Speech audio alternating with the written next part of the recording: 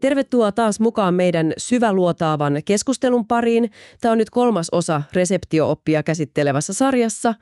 Ja tämä sarja on suunnattu ihan erityisesti just sulle, jos valmistaudut Suomen laillistamiskokeeseen.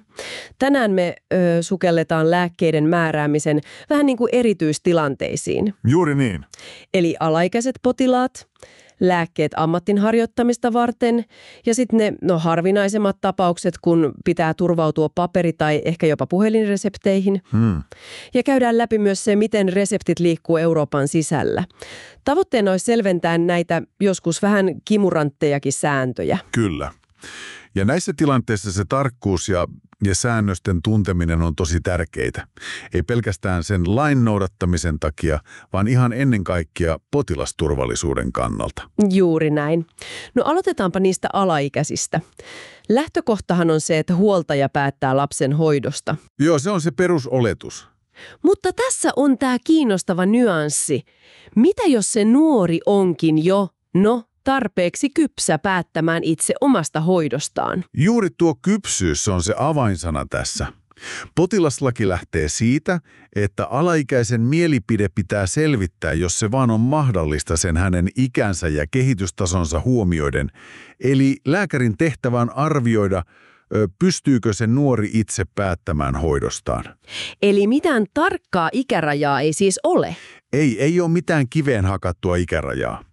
Esimerkiksi sanotaan nyt vaikka 17-vuotias nuori, joka tulee hakemaan vaikka ehkäisyneuvontaa. Hän voi hyvinkin olla riittävän kypsä päättämään siitä asiasta itse. Okei. Ja silloin se hoitopäätös tehdään yhdessä sen nuoren kanssa. Ja tosi olennaista on, että nämä tiedot on salassa pidettäviä myös huoltajilta, paitsi jos nuori itse antaa luvan niiden kertomiseen. Aivan. Ja on tosi tärkeää muistaa kirjata sinne potilaskertomukseen selkeästi, että kenen kanssa se päätös on tehty, onko se nuori, huoltaja vai ehkä molemmat. Joo, tuo on kyllä tärkeä pointti. Se dokumentaation merkitys korostuu, että prosessi on selkeä kaikille. No, siirrytään sitten siihen tilanteeseen, kun lääkäri, hammaslääkäri tai vaikkapa eläinlääkäri määrää lääkkeitä ihan omaan ammattin harjoittamisensa. Mistä silloin puhutaan? Silloin kyseessä on pro auctore-määräys. Eli siis ammattilainen tai tiettyjen ehdoin myös alan opiskelija voi määrätä lääkkeitä nimenomaan siihen ammattin harjoittamiseen, vaikka vastaanottoon tarpeisiin. Selvä. Potilaan nimen paikalle laitetaan silloin vain pro auctore. Okei. Tässä on tärkeä huomio. Kela ei korvaa näitä lääkkeitä. Ja miksikäs ei? No, se on ihan loogista. Ne ei ole tarkoitettu potilaan hoitoon, vaan ne on niitä ammattin harjoittamisen välineitä. Aivan. Totta. Jos taas hoidat itseäsi tai vaikka perheen jäsentäsi potilaana, niin silloin resepti kirjoitetaan ihan normaalisti potilaan nimelle. Ja silloin se Kela-korvauskin on mahdollinen. Joo. Mutta tässä täytyy toki muistaa ne itse hoitoon ja lähipiirin hoitoon liittyvät rajoitukset, etenkin PKV- ja huumausainelääkkeiden kohdalla. Niitä ei noin vain itselle määräillä. Hyvä muistutus.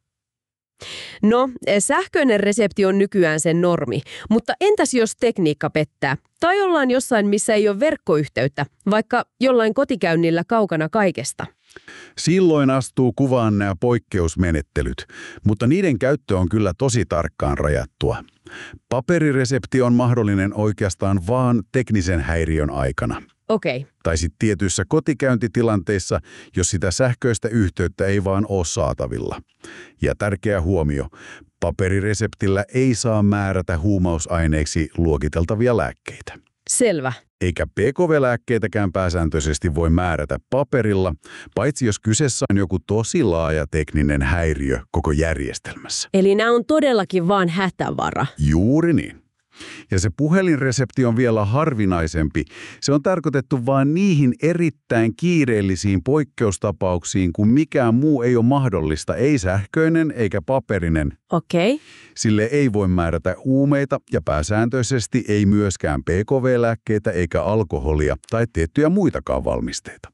Lisäksi puhelinresepti on voimassa vain sen yhden ainoan toimituskerran. Eli tosi rajoitettua. Kyllä, ja nämä rajoitukset alleviivaa sitä sähköisen reseptin ensisijaisuutta ja turvallisuutta. Hyvä. Katsotaan vielä lopuksi, miten nämä reseptit toimii sitten Suomen rajojen ulkopuolella. Eli miten se eurooppalainen lääkemääräys pelaa.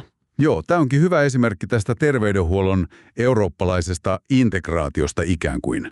Suomalaisella sähköisellä reseptillä sä voit ostaa lääkkeitä tietystä EU-maista. Tällä hetkellä listalla on Viro, Kroatia, Portugali, Espanja ja Puola. Aika monta jo. Kyllä. Ja vastaavasti näissä maissa annetulla sähköisellä reseptillä voi ostaa lääkkeitä täältä Suomesta. Mitä se vaatii multa potilaana? Se vaatii sulta sen suostumuksen antamisen omakannassa, että tietoja saa luovuttaa maiden välillä. Ja tietysti suomalainen henkilötunnus pitää olla. Okei. Ja apteekissa henkilöllisyys pitää todentaa passilla tai virallisella henkilökortilla. Entä rajoituksia? Joo, tärkeä rajoitus on se, että tällä järjestelmällä ei yleensä voi toimittaa huumeiksi tai PKV-lääkkeiksi luokitteltavia valmisteita, eikä myöskään apteekissa valmistettavia lääkkeitä. Selvä juttu. Eli jos vedetään yhteen, mitä tämä kaikki nyt tarkoittaa sulle, joka kuuntelet ja ehkä just valmistaudut siihen kokeeseen.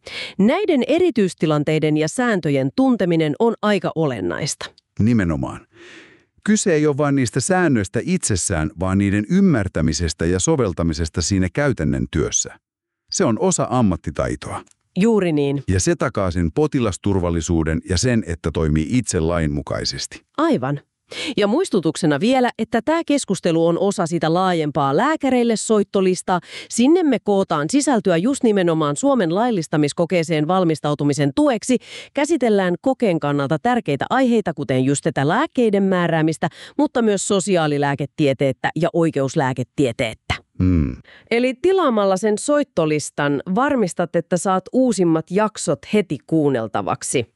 Ja hei, kuten aina, me otetaan tosi mielellään vastaan kommentteja ja kysymyksiä tämän keskustelun alle. Joo, ehdottomasti. Ja tämä kaikki herättääkin semmoisen mielenkiintoisen jatkopohdinnan. Miten tämä digitalisaatio ja eurooppalainen yhteistyö, kun ne syvenee, niin miten nämä nykyiset poikkeuksen menettelyt, niin kuin paperi- ja puhelinreseptit, tulee kehittymään? Niinpä. Väheneekö se niiden tarve ihan kokonaan vai muuttaako ne jotenkin muotoaan tulevaisuudessa? Se jää nähtäväksi.